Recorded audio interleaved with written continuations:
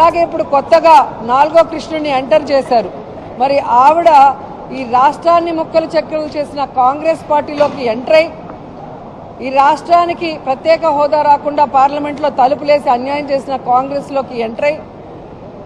రాష్ట్రంలో కేంద్రంలో కాంగ్రెస్ 2 సార్లు అధికారంలోకి రావడానికి కారణమైన రాజశేఖర రెడ్డి గారి పేరుని ఆయన మరణించిన తర్వాత ఎఫ్ఐఆర్లో రాసి అవమానించిన ఆ కాంగ్రెస్ పార్టీలోకి ఎంటర్ అయి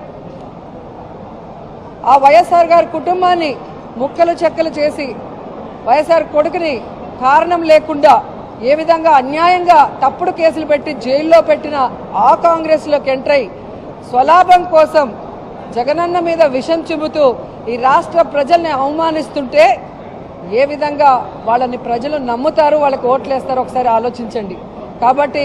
పక్క రాష్ట్రాల్లో ఓట్లు పెట్టుకొని పక్క రాష్ట్రాల్లో కాపురాలు చేసుకుంటూ పక్క రాష్ట్రాల్లో కోవిడ్ సమయంలో హ్యాపీగా సేఫ్గా ఉంటూ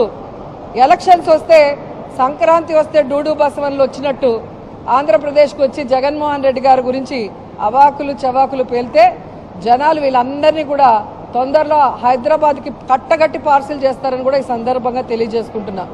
జగన్మోహన్ రెడ్డి గారు మంచి వ్యక్తి, మనసున్న వ్యక్తి కాబట్టే తన టైం అంతా కూడా ప్రజలకి సర్వీస్ చేయడానికి, సంక్షేమం అభివృద్ధి చేయడానికి ఉపయోగిస్తున్నాడు తప్ప ఇలాంటి వాళ్ళ మీద ఆలోచిస్తే వీళ్ళెవ్వరు కూడా